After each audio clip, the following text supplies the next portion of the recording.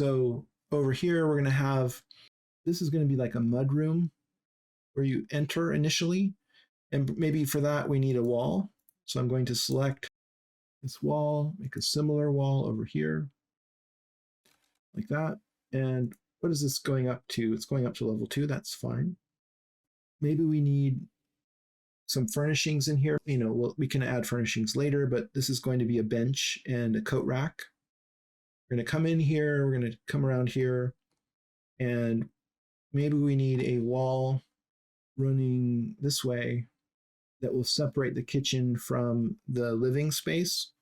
And we need to figure out like how much space we really need. And the dining room will go here. This will be a fireplace. We need some windows, obviously, in different places on the wall. So there's a lot more to do. Let's tackle that by looking at a website that I like to use here. There's a couple of them. I'm going to recommend this one here.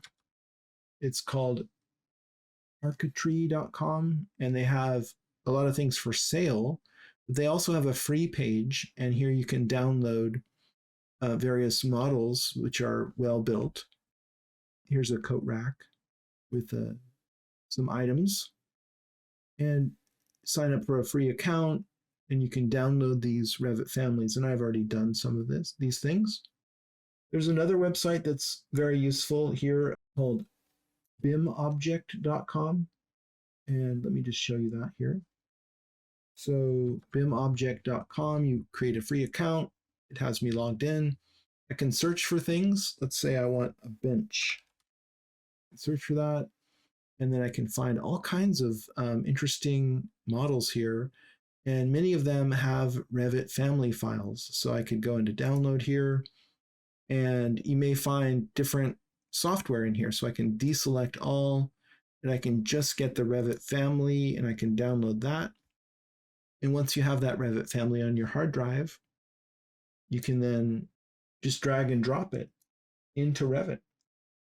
So for example, let me navigate over here to my project folder, show you this here. So we have a bunch of different families that I've downloaded, including the coat hook. We have different things that I've found that I needed in developing this project. So if I want one of them, let's say the coat hook, I can just drag and drop this right into Revit. It's going to upgrade that model to the current version and allow me to place it. And this coat rack, I can press the space bar to rotate it, and then I can just place it here. And let's see what that looks like. I'll go to 3D View 1, and I need to navigate over there, so I'll use the steering wheel, and I'll walk over here, turn the corner, and back up. I'm not seeing it. I'll look down, and there it is. It's on the ground. That's the problem. So I need to modify, select this one, elevation from level 1. It's going to be, I don't know, let's say it's 3'6" above that. Maybe it's even higher. It's 4 feet high. There we go. And so it's always a good idea to take a look at what you're building in 3D as you're doing it. So there's my coat rack. I think it should be even higher, 5 feet. And then we can have a bench down there. See, do I have a bench? I can go to view these like this. I'm not seeing a bench. I need to load one in. So let's say we want this bench here that I was just looking at. I can download that. And once it's downloaded, I can drag the family right into my project. And I can place it here. This one's a bit long. I don't know if this is an outdoor bench, but it could work, maybe. We might also be able to edit the length here if we edit the type. It depends on how they've designed the family entirely. So I'm not seeing that here. This is a real product that probably only comes in one size. But for my purpose here, I'm just going to kind of represent the bench, not necessarily a real product. So I could go into the family, and I can see it here. I could take all this and I could move it over. this isn't going to work because it looks like we have more complexity than I want. So I'm going to cancel that. So it's not really the right bench for me. So I can get rid of that. Now, once I've loaded it into my project, though, be aware that it exists now under families in the project browser. So whatever that was called, and I don't remember what it was called. Let's see, it was called landscaping something or other. So I can probably find that in here under, it's not under landscaping. It could be under furniture. There it is.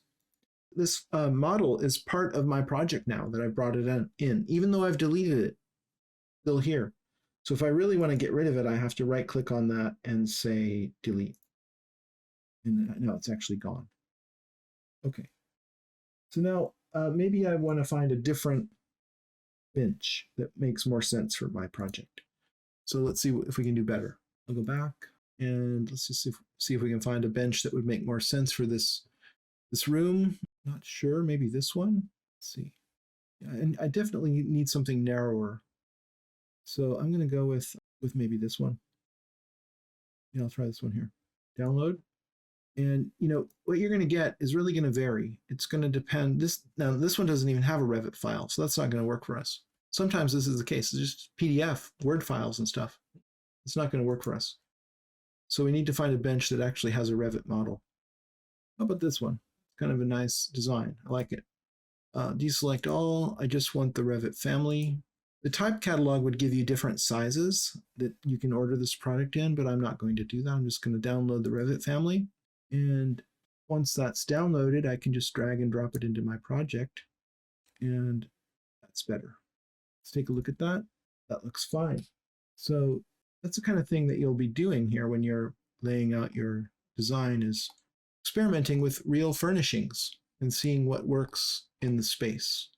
So I've already downloaded some of these other things that I know do work. Here's a sofa. I'm going to bring that in. And I'll press the space bar to rotate that in 90-degree increments.